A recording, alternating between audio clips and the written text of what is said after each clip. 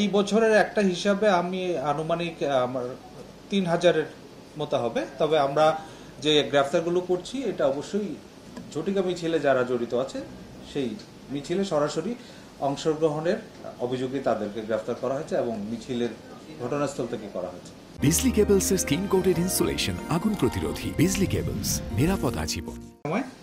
বিজয় সরণি এলাকা থেকে 2 জন ছাত্রলীগ কর্মী, নিষিদ্ধ ঘোষিত সংগঠন, তাদের গ্রেফতার করে। এই যে নিষিদ্ধ ঘোষিত বিভিন্ন সংগঠন এবং কার্যক্রম নিষিদ্ধ সংগঠন, তাদের যে অপতৎপরতা সেটা রোধ করার জন্য ঢাকা মহানগর পুলিশ সক্রিয় রয়েছে এবং তারই অংশ হিসেবে এই গ্রেফতারগুলো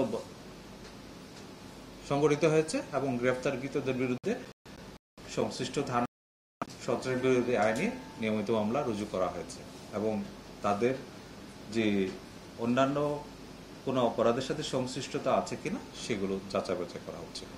আজকে আমরা যাদেরকে গ্রেফতার করেছি এবং ইতিপূর্বে আপনারা দেখেছেন ঢাকার বাইরে থেকে অনেকেই এসে ঝটিকা মিছিলে অংশগ্রহণ করছে, এটার পিছনে অনেকেই অর্থায়ন করছে এবং প্রত্যেকটা মিছিলে অংশগ্রহণের জন্য একটা সুনির্দিষ্ট টাকার পরিমাণও তাদেরকে দেওয়া হচ্ছে।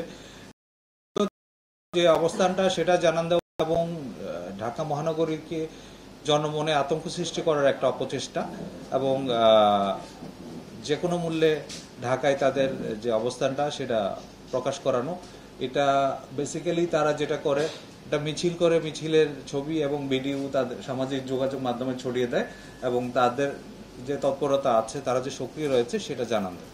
একই দিনে এতগুলো মিছিল, এতগুলো গ্রেফতার, তাদের তৎপরতা বাড়ছে কিনা আপনার কাছে কি মনে হয়? মানে গণগ্রেফতারের দিকে আপনারা এগোচ্ছেন কিনা? এটা আসলে গণগ্রেফতার বলা যাবে না। আমরা যে গ্রেফতারগুলো করছি ঝটিকা মিছিলে যাদের পাওয়া যাচ্ছে এবং সুনির্দিষ্ট অভিযোগের ভিত্তিতে আমরা গ্রেফতার করার পরে যাচাই বাছাই করে দেখছি তাদের পূর্বাপর যে ইতিহাস সেটা যাচাই বাছাই করে তারপর আমরা সন্তুষ্ট হলেই কিন্তু তাকে মামলায় চালান দেওয়া হচ্ছে। আর যে বিষয়টা এখানে আমরা দেখেছি যে ঢাকা মহানগরের বাইরেও বিভিন্ন স্থান থেকে এসে তারা মিছিলে অংশগ্রহণ করে চলে যাচ্ছে।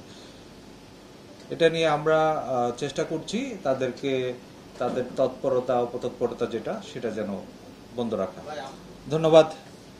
ইতিপূর্বে আপনারা দেখেছেন আমরা একদিনে 244 জন আর একদিন 131 জন এরকম ঝটিকা মিছিল থেকে গ্রেফতার করেছি এবং এই মিছিলগুলো থেকে ককটেল বিস্ফোরণ করে জনমনে আতঙ্ক সৃষ্টি করার একটা অপপ্রয়াস ছিল এবং অনেককেই আমরা ককটেল সহ গ্রেফতার করেছি।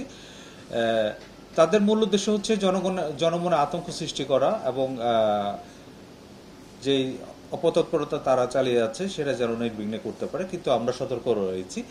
আর যারা ঢাকা সে বিষয়ে আমরা অবশ্যই নজরদারি রাখছি। আমাদের নজরদারি এবং তৎপরতার কারণেই এই যে গ্রেফতারগুলো